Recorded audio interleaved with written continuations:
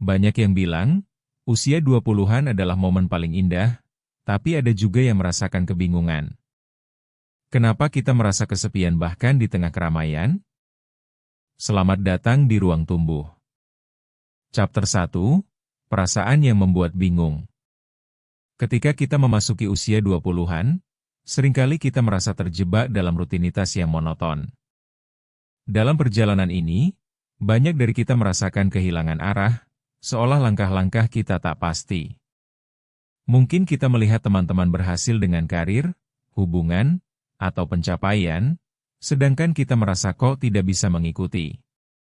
Kerinduan akan jati diri terkadang bertemu dengan keraguan apakah pilihan kita sudah tepat.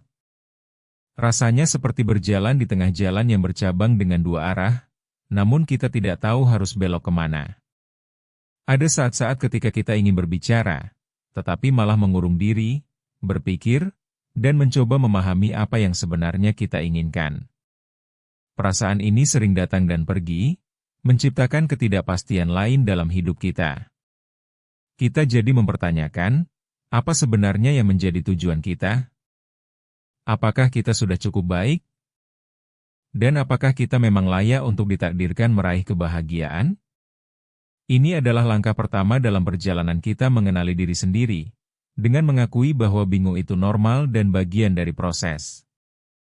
Chapter 2, Menghadapi Kecemasan Sosial.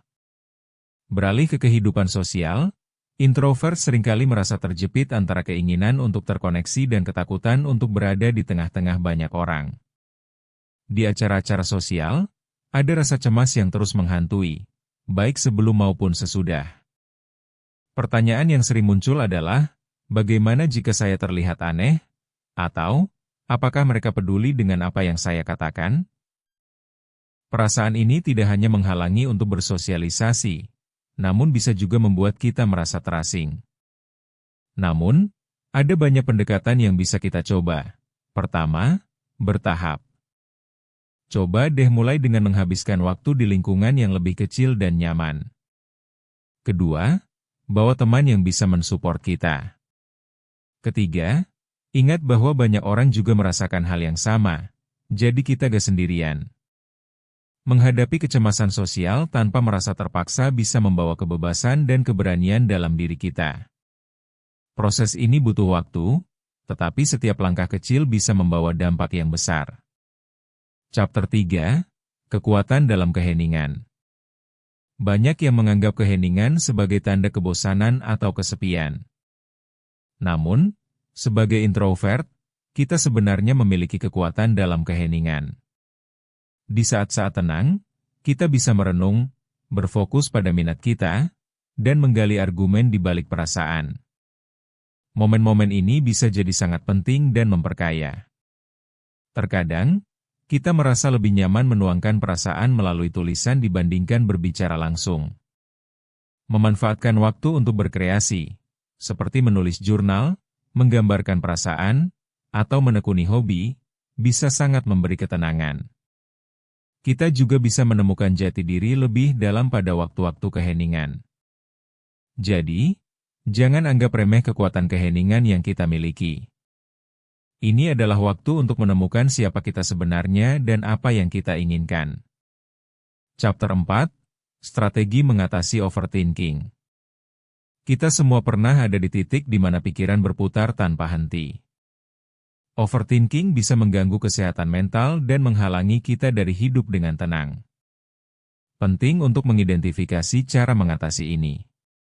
Pertama, tetapkan batasan waktu untuk berpikir tentang sesuatu. Misalnya, beri waktu 10 menit untuk merenungkan kekhawatiran kita sebelum mencari solusi. Kedua, buat catatan tentang pikiran yang muncul dan ajak diri kita untuk mengevaluasi apakah jalan pikir itu realistis atau tidak.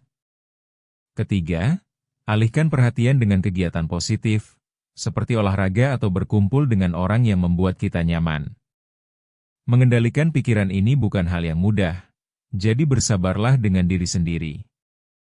Ingat, kita tidak sendirian dalam perjalanan ini. Chapter 5, Membangun Komunitas yang Mendukung.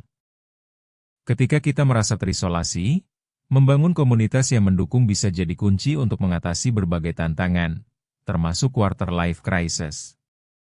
Cari orang-orang yang sefrekuensi dengan kita, baik itu teman lama, orang baru, atau online group yang memiliki minat yang sama. Berbagi pengalaman dengan orang yang bisa memahami lebih baik bisa memberi semangat baru. Kita bisa bergabung dengan komunitas yang fokus pada hobi atau minat tertentu, karena di sana kita bisa merasa lebih nyaman. Ingat, membangun koneksi baru butuh waktu. Jangan terlalu keras pada diri sendiri jika hasilnya tidak langsung terlihat. Proses ini membawa kita pada pengertian bahwa memiliki orang-orang di sekitar kita mendukung kita bisa membantu kita menemukan arah yang tepat. Jangan lupa untuk subscribe ke Ruang Tumbuh untuk lebih banyak pembahasan yang bermanfaat. Bertumbuh itu proses, bukan lomba.